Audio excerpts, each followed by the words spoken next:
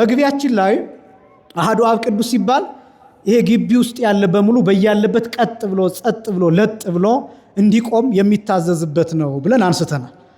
ይሄኛው ቀጥ ጸጥ ለጥ ብለን የምንቆምበት ቦታ አሐዱ አብ ቅዱስ ተብሎ ሃሌሉያ እስከሚባልበት ሰዓት ድረስ ያለችዋ የጸጥታ ጊዜ ናት። የምን ጊዜ ናት አልኳችሁ? የጸጥታ። ታስታውሱ እንደሆነ ለምሳሌ አንድ ሰው እየገባ ከቤተ መቅደሱ በር እየገባ አንድ እግሩን ወደ ቤተ መቅደስ አስገብቶ አሐዱ መባል ቢጀምር ባለበት ይቆማል። ባለበት ምን ይሆናል? ይቆማል። ከዛ መቼ ነው ካለበት መንቀሳቀስ የሚጀምረው? ወይ መግባት ወይ መውጣት ያለበት መቼ ነው ሲባል ልክ እዚህ ሰዓት ላይ ነው። ሃሌሉያ ከተባለ በኋላ ዲያቆኑ ተንስኡ የሚልበት ሰዓት ላይ ውጭ ያለ ሰው መግባት የሚገባው መግባት። ለምሳሌ አንድ እግሩን አስገብቷን ብያችኋለሁ። እንደዛው እንደሆነ ቅዳሴውን ሊጨርስ አይችልም አይደለ? ስለዚህ ወደ ውስጥ ገብቶ ቦታውን ይይዛል። ምናልባት ሜዳ ላይ እዚህ መሃል መንገድ ላይ ቆሞ ዝናብ እየዘነበ ሊሆን ይችላል፣ ፀሐይ እየመታው ሊሆን ይችላል። እዛው ቆሞ ማስጨረስ ከቻለ ቅዳሴውን እሰየው። ግን ደግሞ በብዛት እንደዛ አይሆንም። ስለዚህ ወደዚህ ጠጋ ማለት ካለበት ጠጋ ማለት አለበት። መቼ? ልክ ሃሌሉያ ሲባል። ስለዚህ አሐዱ አብ ቅዱስ ከተባለበት ቅጽበት ጀምሮ አሜን ሃሌሉያ እስከሚባልበት ሰዓት ድረስ ባለበት ይቆይና ከዛ በኋላ ግን ቦታውን ያስተካክላል። ምኑን ያስተካክላል አልኳችሁ? ቦታውን። ወደ ውስጥ ይገባን ስላችሁ አሁን ለምሳሌ እዚህ በር ላይ ዝንበው ላይ ያለ ሰው አይ በቃ መግባት እችላለሁ ብሎ በሩን ሰንጥቆ እንዲገባ አይደለም እምላችሁ። ግን ምናልባት አንድ እግሩን አስገብቶ ከሆነ ወይ እየገባ ከሆነ ወይ ገብቶ ከሆነ አስቀድሞ ቦታውን ግን እንዲያስተካክል ይፈቀድለታል። ከዛ በኋላ ግን ካለበት እንዳይነቃነቅ ማለት ነው። ስለዚህ ይችኛዋ ቅጽበት ቀጥ ብለን የምንቆይበት ምስጋና የምናቀርብበት ሆኖ ልክ ይሄ ግን አሜን ሃሌሉያ ከተባለ በኋላ ግን ቦታችንን የምንይዝበት ይሆናል። ቅዳሴ አቋርጣችሁ ግቡ እያልኩኝ አይደለም። ቅዳሴ አቋርጣችሁ ውጡም እያልኩ አይደለም። ግልጽ ነው አይደለም የምነግራችሁ? እስከዚህ ሰዓት ባለንበት ቀጥ እንላለን። ከዛ በኋላ ግን ቦታችንን አስተካክለን ዛፍ ተደግመን የምንቆም ከሆነ አጥር ተደግፈን የምንቆም ከሆነ ወደ መጠለያ የምንገባ ከሆነ ወደዚህኛው የምንጠጋ ከሆነ እስከዚህ ህንፃው ድረስ የምንመጣም ከሆነ እንችላለን። መግባት የሚከለከለው ህንፃው ውስጥ ነው፣ ቤተ መቅደሱ ውስጥ ነው እንጂ እዛ ውጭ እዚህ ግቢ መግባት ግን አይከለከልም። በተለይ አብያተ ክርስቲያናቱ ሰፊ ስለሆኑ የአዲስ አበባ አብያተ ክርስቲያናት ውጭ መቆም በራሱ በጣም ብዙ የሚከለክላቸው ነገሮች ስላሉ እና የሚከለከለው ወደ ቤተ መቅደሱ መግባት ነው። የገጠር ቤተክርስቲያን ሲሆን አሰራራቸው በጣም ጥሩ ስለሆነ የመጨረሻው ቅጽር ለቅዳሴ የሚተው ነው። የመጨረሻው ቅጽር ማለት ልክ እንደዚህ አውደ ምሕረት ያለ 40 ክንድ ሁልጊዜ የምለው ወይም 20 ሜትር ከህንፃው ርቆ የሚገኘው ቅጽር ሲሆን ምናልባት እሱን ለቅዳሴው ትቶ በሩ ላይ ሆኖ ማስቀደስ ይቻላል። እንደ አዲስ አበባ ግን አንዳንድ ጊዜ ወሰንም ለማስቀመጥ ስለሚያስቸግር ቤተ መቅደሱ አለመግባት እንጂ ግቢ ውስጥ ግን መግባት ይቻላል። ምንድን ነው የማይቻለው በቅዳሴ ጊዜ የሚከለከለው ምንድን ነው የሚሉትን እነዚህን ነጥቦች ላሳይ። ለምንድን ነው ይሄን እዚህ ቦታ ማሳየት የፈለግኩት? አሐዱ አብ ቅዱስ ሲባል መቆም እንደሚገባና አሜን ሃሌሉያ እስከሚባል ድረስ ባለንበት መቆየት እንደሚገባ ተናግሬያለሁ። ከዚህ በኋላ ግን ማንኛውም ሰው ቦታውን ከያዘ በኋላ የመጀመሪያው መንቀሳቀስ የለበትም። ማንኛውም ሰው ቅዳሴ የሚያስቀድስ ሰው ማድረግ የሌለበት ነገር መንቀሳቀስ አይቻልም፣ አይፈቀድም። ለማንም ማለት ነው። ለማንም ስል ከዚህ በፊት እንደገለጥኩት ጳጳስ ቢሆን ሊቀ ጳጳስ ቢሆን አለቃ ቢሆን አይፈቀድም። አሁን ጳጳስ ቅዳሴ አቋርጦ አይገባም አይደለም፣ ሊገቡ ይችላሉ። እኔ ቅዳሴ አቋርጦ የገባሁበት ጊዜ ሊኖር ይችላል በተለያየ ምክንያት። ሌሎች ቅዳሴ አቋርጦ የገቡበት ምክንያት ሊኖር ይችላል በተለያየ ምክንያት። ነገር ግን እንደ ስርዓቱ ግን ማንኛውም ሰው ማንም ምንም ቢሆን በቅዳሴ ጊዜ መንቀሳቀስ አይፈቀድለትም ከቀዳሾቹ ውጭ። ከምኖቹ ውጭ አልኳችሁ? ከቀዳሾቹ ውጭ። ከቀዳሾቹ ውጭ ደግሞ ሲባል ለምሳሌ ቡራኬ የሚባርኩ ካህናት አሉ። ሊቀ ጳጳስ ካለ፣ ኤጲስቆጶስ ካለ፣ ቆሞስ ካለ ወይም የደብሩ አስተዳዳሪ ቡራኬ ሲባርኩ ታያላችሁ አይደለም? ብቅ ብለው በበሩ እናንተን ይባርካሉ። እንደገና ወደ መንበሩ ይባርካሉ። በአራቱ ማዕዘን ይባርካሉ። አጠቃላይ 22 ቡራኬያት አሉ። አጠቃላይ 42 ቡራኬያት አሉ። የውጭ ቡራኬ 21፣ የውስጥ ቡራኬ 21 እየተባለ የሚገለጥ አጠቃላይ 42 ቡራኬያት አሉ። ከነዚህ ቡራኬያት ውስጥ የውጭዎቹ ቡራኬዎች እንቅስቃሴ የሚፈልጉ ናቸው። ውጭ ሆኖ ህዝቡ እያያቸው መባረክ ማለት ነው። ስለዚህ ከነዚህ ቡራኬያት ውጭ ሌላ መንቀሳቀስ አይቻልም፣ ለተልእኮ ካልሆነ በስተቀር ለቅዳሴው ለአገልግሎቱ በሚያስፈልግ ጉዳይ ካልሆነ በስተቀር። በየመሃሉ ለምሳሌ ቀዳሴያን ትመለከታላችሁ፣ ወጥተው በምስራቅ በኩል ልታዩቸው ትችላላችሁ። እነዚህ ምን ያደርጋሉ? ፍህም ታያላችሁ፣ እሳት የሚታጠንበት፣ እሱን ለማቀጣጠል ሊወጡ ይችላሉ። እሱን ይዘው ወደ ውስጥ ሊገቡ ይችላሉ። በዚህ ምክንያት እንቅስቃሴ ሊደረግ ይችላል። ይሄም ለተልእኮ ስለሆነ ነው። ከዚህ ውጭ ግን መንቀሳቀስ አይፈቀድም። አስቀድሞ በቅዳሴው ጊዜ የሚሰጠው አዋጅ እንዲህ የሚል ነው። በጽሙና ወበፍርሃት ቁሙ ወጸልዩ ከመሰላሙ ለእግዚአብሔር ይሃሉ ምስሌየ ወምስለ ኩልክሙ ይላል። አንደኛ መንቀሳቀስ አይፈቀድም እያልኳችሁ ነው። በቅዳሴ ጊዜ ምን አይፈቀድም አልኳችሁ? መንቀሳቀስ አይፈቀድም። በጽሙና ወበፍርሃት ቁሙ ማለት በመረጋጋት በመፍራት በመንቀጥቀጥ ቁሙ ማለት ነው። ወጸልዩ ጸልዩ ለምን? ከመሰላሙ ለእግዚአብሔር ይሃሉ ምስሌየ ወምስለ ኩልክሙ የእግዚአብሔር ሰላም በእኔና በእናንተ ላይ ያድር ዘንድ በያላችሁበት ቁሙ። የእግዚአብሔር ሰላም የሚያድርበትን ሰው ይፈልጋል። የሚቆም ሰው ይፈልጋል። ጸጥ የሚል ሰው ይፈልጋል። የሚረጋጋ ሰው ይፈልጋል። የሚጸና ሰው ይፈልጋል። የሚንቀዠቀዥ ሰው አይፈልግም። የእግዚአብሔር ሰላም የሚረብሽ ሰውን አይፈልግም። በመሰረቱ ሰላም የማጣት ምልክቱ አንዱ እሱ ነው። ሁከት፣ ረብሻ፣ እነዚህ ነገሮች የእግዚአብሔር ሰላም እንዲያድርብን በእያንዳንዱ ሁኔታ በወጣትነት ህይወታችን፣ በትዳር ህይወታችን፣ በስራ ህይወታችን በእነዚህ ነገሮች መረጋጋት ይፈልጋል። ክርስቲያን ማለት እንደሱ ነው። ለምሳሌ ሐዋርያት የመጀመሪያውን ቃል ይሄ የሰላምን ቃል ሲሰሙ በተዘጋ ደጅ ቆይተው ነው ሰላሙን ያገኙት። ዝም ብሎ አይደለም።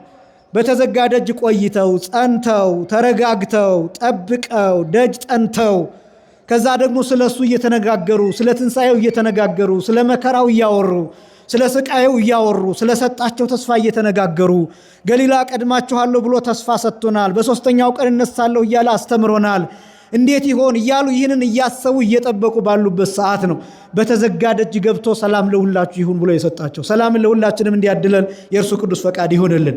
ስለዚህ ሰላምን ለመጠበቅ ምን ጊዜ መጽናት ይፈልጋል። ለመቀበል የሚያሳየው ይሄ ነው። በተዘጋ ደጅ በአይሁድ ፍርሃት መካከል፣ በአይሁድ ማስጠንቀቂያ፣ በአይሁድ ዛቻ፣ በሞት መካከል ሆኖ መጠበቅ በጣም ከባድ ነገር ነው። አይሁዳውያን በዛ መካከል ሆኖ ነው ጌታን ይጠብቁት የነበሩትና ለዚህ ነው አስፈላጊውን የሆነ ሰላም ለዓለም የሚተላለፈውን ሰላም ለሁላችሁ ይሁን ብሎ የሰጣቸውና ስለዚህ መጽናት ይፈልጋል። ቅዳሴ እነዚህ ሁሉ አገልግሎቶች እነዚህ ሁሉ ቸርነቶች የሚሰጡበት ነውና መጽናት ይፈልጋል፣ አለመንቀሳቀስ። ስለዚህ የመጀመሪያው በቅዳሴ ጊዜ የማይፈቀደው መንቀሳቀስ አይፈቀድም። ማንም ቢሆን በያለበት። አሁን መንቀሳቀስ ሲባል እጅን መዘርጋት አይንን ማንቀሳቀስ አይደለም የሚከለከለው። እነዚህ አይኖቻችን የቅዳሴያኑ እየተከተሉ አይኖቻችንን ልናንቀሳቀስ እንችላለን። እሱ ይከለከላል ማለት አይደለም። እጃችንን ልንዘረጋ እንችላለን። የሚሰገድበት ቦታ ልንሰግድ እንችላለን። ስንነሳ ደግሞ እንቆማለን። መቀመጥን በተመለከተም ወደፊት አሳያችኋለሁ። ያንን አይደለም እንቅስቃሴ ብለን የምንጠራው። ከቦታ ወደ ቦታ መንቀሳቀስ አይቻልም። ምናልባት አንድ የወደቀ ሰው ለማንሳት ካልሆነ በስተቀር፣ ለታመመ ሰው ለመድረስ ካልሆነ በስተቀር፣ ምናልባት ሕፃናት ወደሆነ ቦታ እየሄዱ እነሱን ስርዓት ለማስያዝ ካልሆነ በስተቀር፣ ለነዚህ ካልሆነ በስተቀር በቅዳሴ ጊዜ መንቀሳቀስ አይፈቀድም። ለዚህ ነው አስቀድሞ በፍርሃት በጽሙና ሆናችሁ ቁሙ ብሎ የሚናገረው። ስለዚህ በቅዳሴ ጊዜ የማይፈቀደው አንዱ መንቀሳቀስ። ሁለተኛ በቅዳሴ ጊዜ መነጋገር ይከለከላል። ምን ይከለከላል አልኳችሁ? መነጋገር ይከለከላል። በቅዳሴ ጊዜ ከሚከለከሉት አንዱ መነጋገር ማውራት ማለት ነው። አሁን መነጋገር ሲባል ይሄ እግዚኦ ተሳሃለነ የምንለውን ምስለ መንፈስከ የምንለውን የምንመልሰውን ተሰጡ አይደለም። በቅዳሴ ጊዜ የሚፈቀደው እሱ ብቻ ነው። አፋችን መንቀሳቀስ ያለበት መስዋዕቱን የምስጋና መስዋዕቱን ለመሰዋት ብቻ መሆን አለበት። ከዛ ውጭ ለጸሎት ራሱ መንቀሳቀስ የለበትም አንደበታችን። ሁልጊዜ እንዳልኩት በቅዳሴ ጊዜ የግል ጸሎት መጸለይ ምን አይልም ነው ያልኳቸው፣ አይቻልም ብያቸዋለሁ። ስለዚህ ለግል ጸሎት ራሱ አፍ ከንፈር መንቀሳቀስ የለበትም በቅዳሴ ጊዜ። እግዚኦ ተሳሃለነ ለማለት ብቻ፣ ምስለ መንፈስከ ለማለት ብቻ፣ ሌሎቹን የተሰጦ መልሶች ለመመለስ ዜማዎች ለመመለስ ብቻ፣ ለዚህ ብቻ፣ አሜን ለማለት ብቻ፣ እግዚኦ መሐረነ ለማለት ብቻ፣ ለነዚህ ብቻ ነው አንደበታችን መንቀሳቀስ ያለበት። ለማውራት መንቀሳቀስ የለበትም።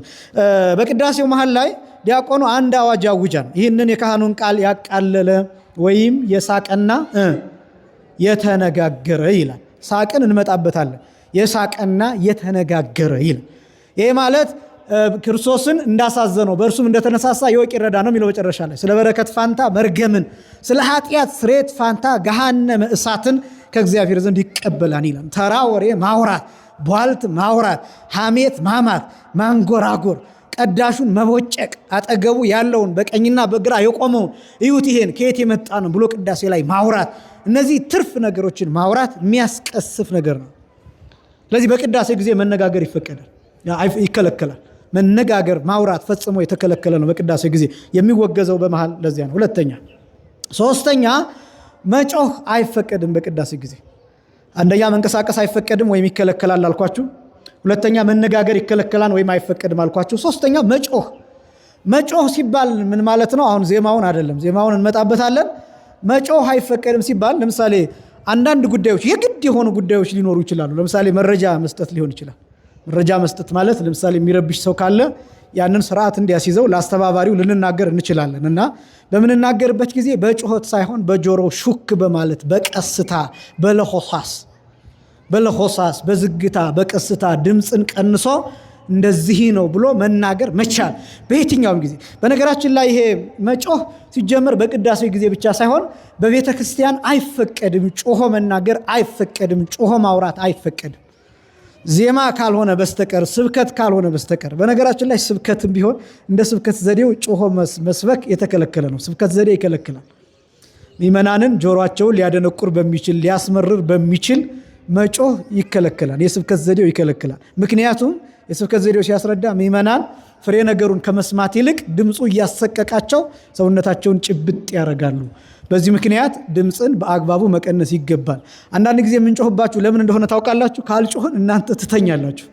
ስለዚህ ስንጮህ ደንግጣችሁ ከእንቅልፋችሁ ትነቃላችሁ። እንደዛ ስለሚሆን በዛ ምክንያት ድምፅ ወጣ ገባ ይላል። አንዳንድ ጊዜ ከፍ አድርገን እንናገራለን፣ አንዳንዴ ደግሞ ድምፃችንን ረጋ ዝቅ እናደርጋለን እና ለምሳሌ ጌታን ሲገልጠው ወንጌል ኢይደምጽ ወኢይጸርህ ይለዋል። ነቢዩ ኢሳይያስ አስቀድሞ እንደተናገረው አይጮህም አያገነታም ይለዋል። ጌታ ሲያስተምር ቀስ ብሎ ነው የሚያስተምረው። ንግግሩ እንዲሰማ አድርጎ ብቻ ያስተምራል። ከዛ ውጭ ግን የሚረብሽ ድምፅ ጌታ አውጥቶ አያውቅም። ለምሳሌ አሁን በየሰፈሩ በየቦታው የሚረብሹንን ሰዎች ታያላችሁ አይደለም? ክርስቶስን ተቀበሉ ብለው የሚጮህብን ሰዎች፣ ራሱ ክርስቶስ ግን አልጮህብንም።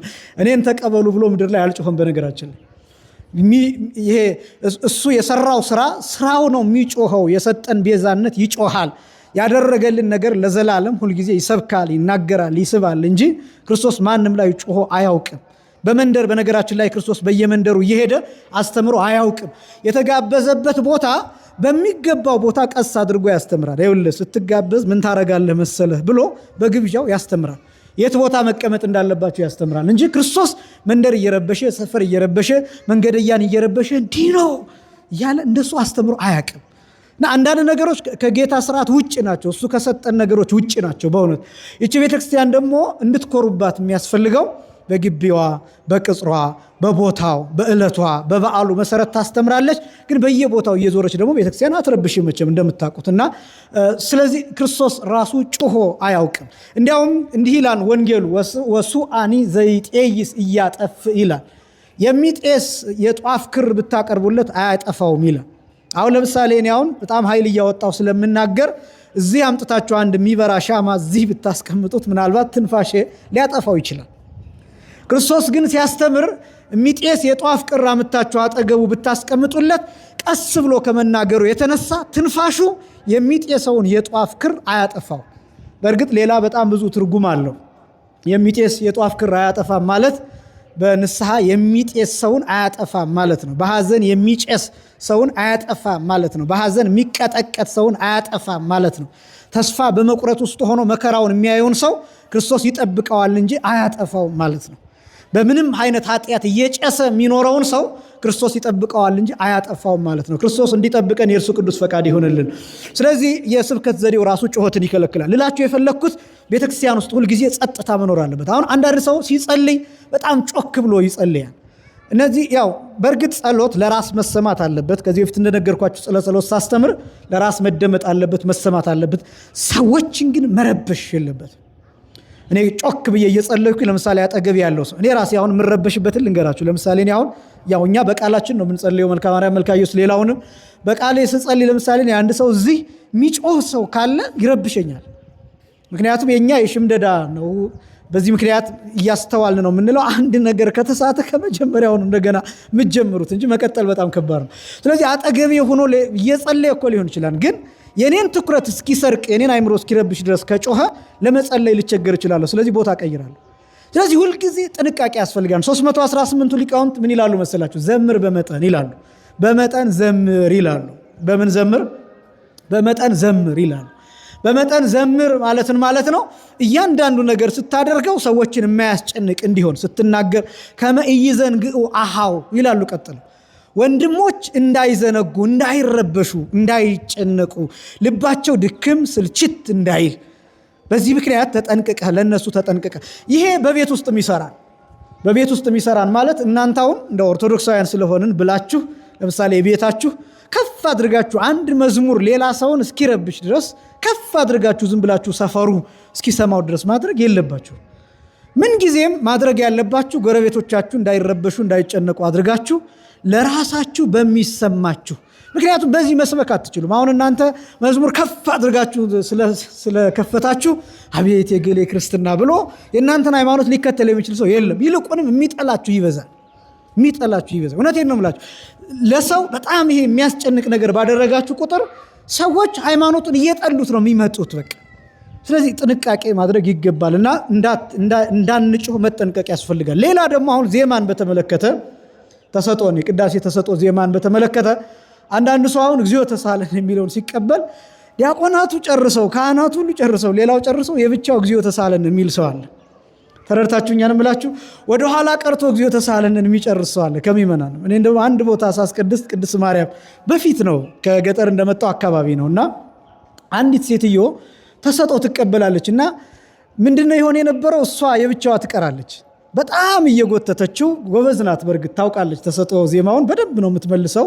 ያ ያስደንቃል። ግን ድምፅ ማጉሊያው ሁሉ አልቆ እግዚኦ ተሳለን የሚባለው ተብሎ እኮ ወደ ሌላው ክፍል እየተሄደ እሷ ገና እግዚኦ ተሳለን እያለች ሰው ሁሉ እኮ ጸጥ ብሏል። እነዚህ ነገሮች ትክክል አይደሉም። አሁን ይሄ ቅዳሴ ተሰጦ ዜማ መልመድ የሚበረታታ መሆኑ እንዳለ ሆኖ ዜማውን ማወቅ እነዚህ የሚበረታታ እንዳለ ሆኖ ሁልጊዜ ግን እኩል መሆን ይፈልጋል። እኩል መሆን አሁን አንዳንዱ ሰው አይታችሁ ከሆነ የሱን ችሎታ ለማሳየት ብሎ ያው ከፍ እያረገ እንደዛ የሚያረግ ሰው ይኖራል። ብቻ እንዳልኳችሁ አሁን ላለማበረታታት አይደለም፣ ግን እኩል መሆን ያስፈልጋል። በነገራችን ላይ በዚህ ጊዜ እናንተ ብቻ አይደላችሁም። እንዲያውም የሥርዓተ ቅዳሴው ትርጓሜ ቅዳሴ መጎተትን ይከለክላል። አንድምታ ትርጓሜው ይከለክላል። ካህኑም ቢሆን ዲያቆኑም ቢሆን በጣም ከምልክት ውጪ ከወሰን በላይ ቤተክርስቲያኗ ከምትፈቅደው ዜማ ልክ በላይ መጎተት የተከለከለ ነው። እንዲያውም ምን ይላል መሰላችሁ ትርጓሜው ቃል በቃል እነ ወይዘሮ ገሌ መጥተዋልና እንዲሰሙኝ፣ ንጉሱ መጥተዋልና እንዲሰሙኝ፣ ንግስቲቱ መጥታለችና እንዲሰሙኝ። ይሄ እንግዲህ በጥንቱ ጊዜ ስለተሰራ ነው። አሁን በጥንቱ ጊዜ ነገስታቱ ያስቀድሳሉ፣ ንግስታቱ ያስቀድሳሉ፣ መኳንንቱ ያስቀድሳሉ፣ ቀኛዝማች ግራዝማች የሚባሉት እነዚህ ባለስልጣኖቹ ክርስቲያኖች ስለነበሩ ያስቀድሳሉ። ስለዚህ ምን አይነት ችግር ይፈጠራል? ዛሬ እኮ ንጉሱ መጥተዋል ምናምን ሲባል ቄሱ ያው ለመሸለም ይፈልግና ቅዳሴውን በደንብ ማሳመር ይፈልጋል። በዚህ ምክንያት ጎተት ያደርገዋል። ከዛስ 2 ሰዓት ላይ መወጣት የሚገባው ቅዳሴ 3 ሰዓት ይሆናል። ይሄ ክልክል ነው። እዚያ ላይ ያለ የምስጢር ቃል አለ። እሱ ልነግራችሁ አልችልም። የሚያስቀምጠው ቃል አለ። ካህኑ በትክክል ቅዳሴውን በአግባብ በስርዓት መጨረስ ባለበት ሰዓት ጨርሶ ወደ ቆራቢዎቹ እንዲሄድ ነው የሚፈቀደው። ምክንያቱም ቆራቢዎቹ በጣም ብዙ ሰዓት የጾሙ ብዙ ሰዓት የቆዩ ይኖራሉ። ህመም የሚጥላቸው በሽታ የሚጥላቸው ሰዎች ይኖራሉ። ሰዓቱ በረዘመ ቁጥር ከድካም አንጻር የሚወድቁ ሰዎች ይኖራሉ። በዚህ ምክንያት ሳይቆርቡ የሚቀርቡ ይኖራሉ። ለዚህ ተጠያቂው ካህኑ ነው የሚሆነው። ስለዚህ ይህን ሁሉ ቤተክርስቲያን ታዛለች፣ ምን ያህል እንደምትጠነቀቅ እንድታውቁት ነውና ዲያቆኑም ድምፅ ማጉሊያ አገኘው ብሎ እግዚኦ ተሳለነን ከዜማ በላይ ከልክ በላይ እየለጠጠ እንዲቆይ አይፈቀድለትም። ስለዚህ እነዚህ ሁሉ ልክ አላቸውና መጮህ ይከለከላል በማውራትም። ከዛ ውጭ ደግሞ ዜማውን ቢሆን በሚረብሽ መልኩ ሌሎችን በሚረብሽ መልኩ እንዳይሆን በጥንቃቄ በተወሰነ ልክ ባለው መጠን ባለው መሆን አለበት።